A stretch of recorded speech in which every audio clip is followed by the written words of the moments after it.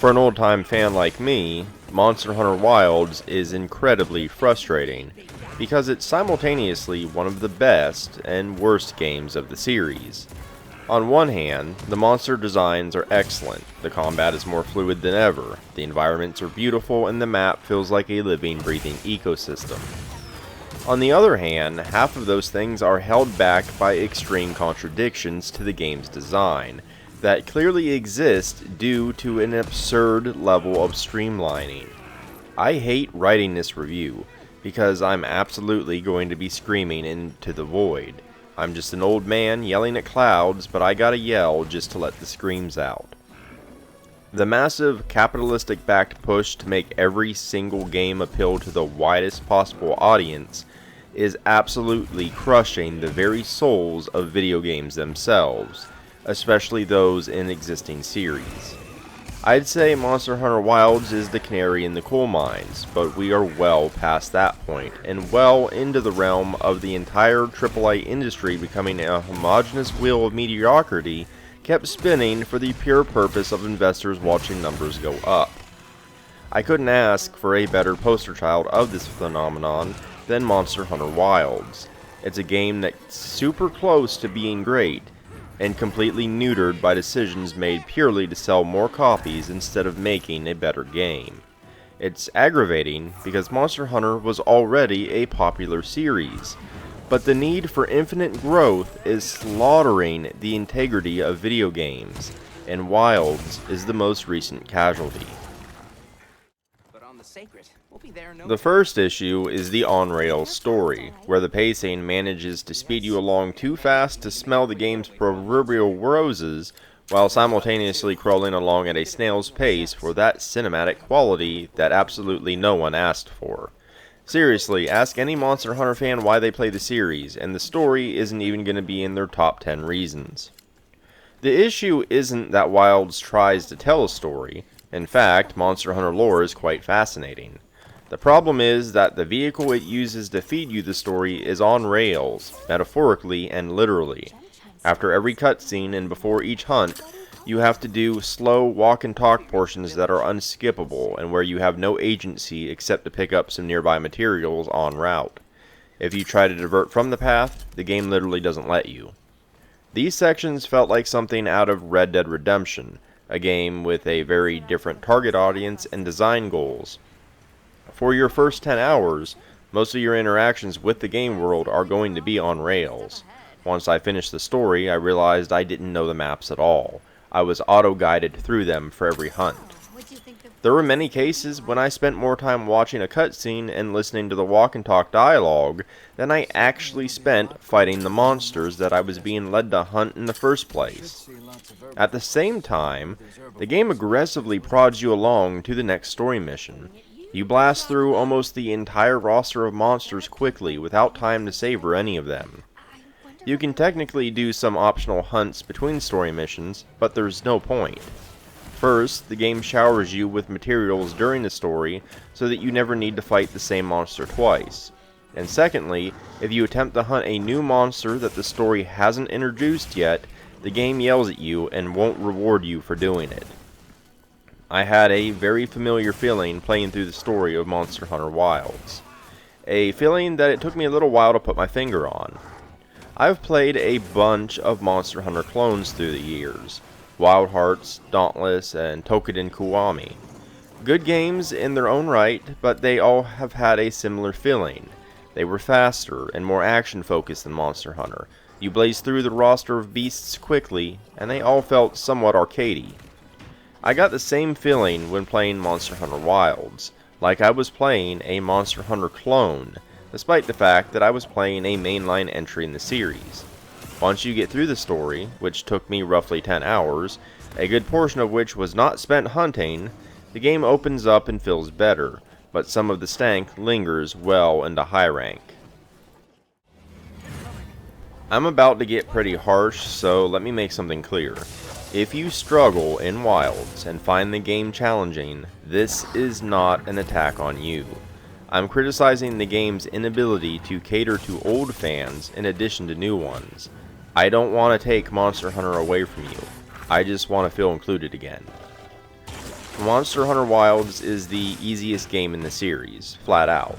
Yes, I am a veteran who has played the series since its inception way back on the PlayStation 2, but let's nip that in the bud right now. I suck at Monster Hunter.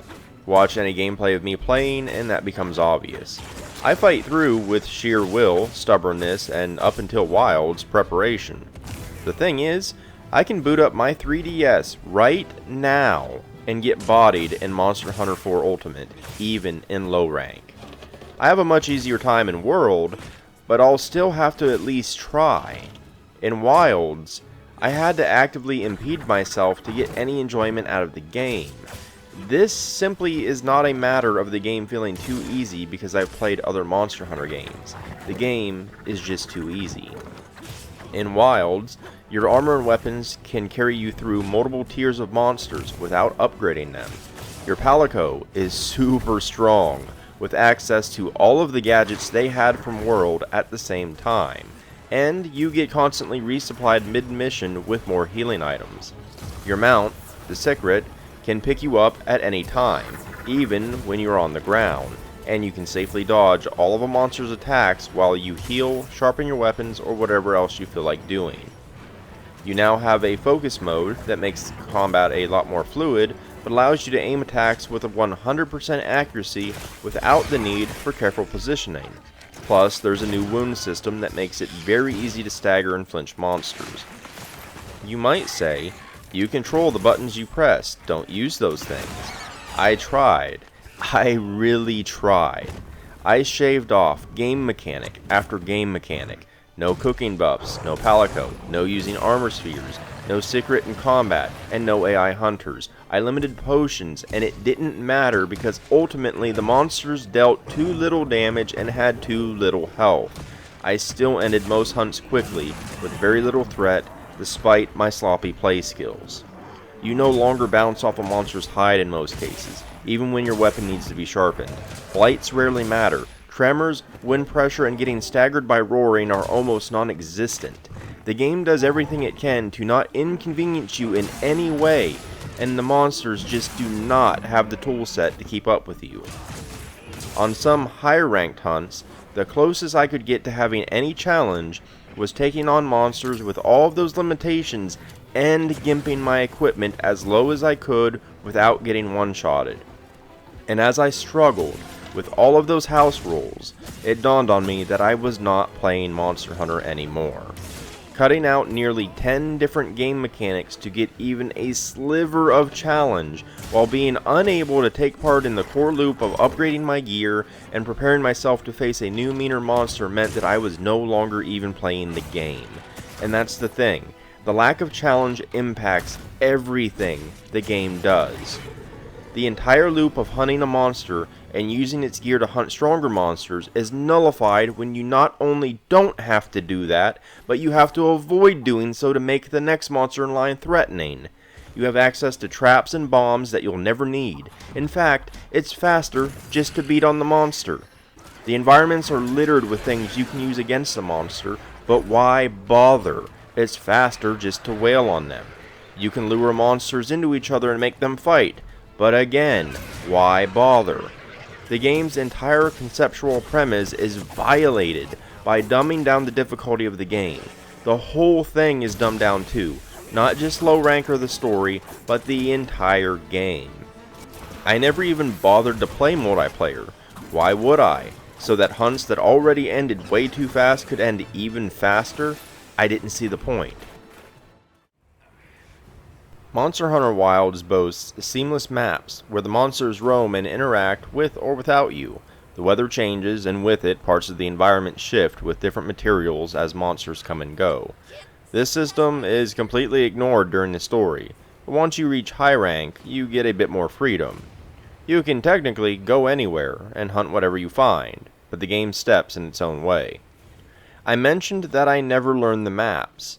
The map is cluttered with more icons than an Ubisoft game, and the monsters' locations are always visible. You never have a reason to actually go explore. Firstly, because you almost never need basic materials, as the game practically showers you with them. I know there are spots on the map that have honey, but I can't tell you where. I gathered everything I needed while my secret autopiloted me to the monster. The secret isn't really optional. Many routes can only be traversed by the secret, so you kind of need it. Furthermore, it is faster to just pick a monster from the map screen and choose to hunt it from there than it is to actually go out looking for it, which would be redundant because it's always shown on the map anyway. So you essentially select a monster from a menu, autopilot to it, and then fight it. Those big seamless environments are totally wasted. If they just had you fight every monster in an arena, it wouldn't feel functionally different than it does now. Wilds has all but cut the hunter portion from the game.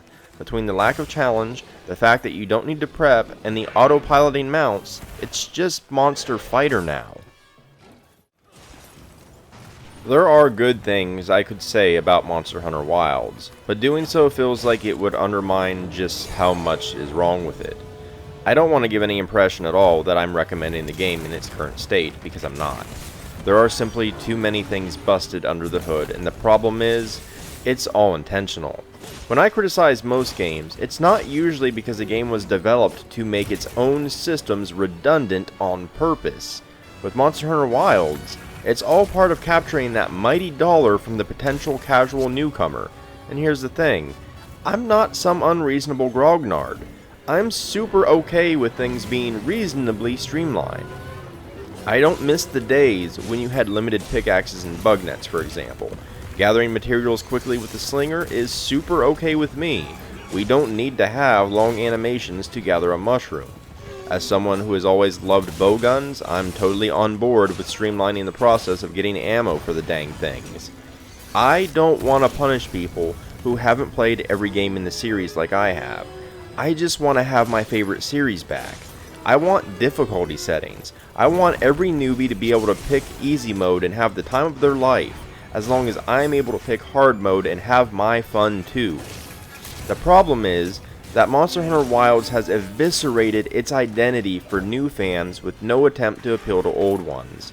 They figure, probably correctly, that we'll buy it anyway, so they get all of our money. Sure, you could ignore half of the new mechanics and intentionally handicap yourself, but not only is that not enough in Wilds, you shouldn't have to. It's not on the player to balance their experience, it's up to the developer.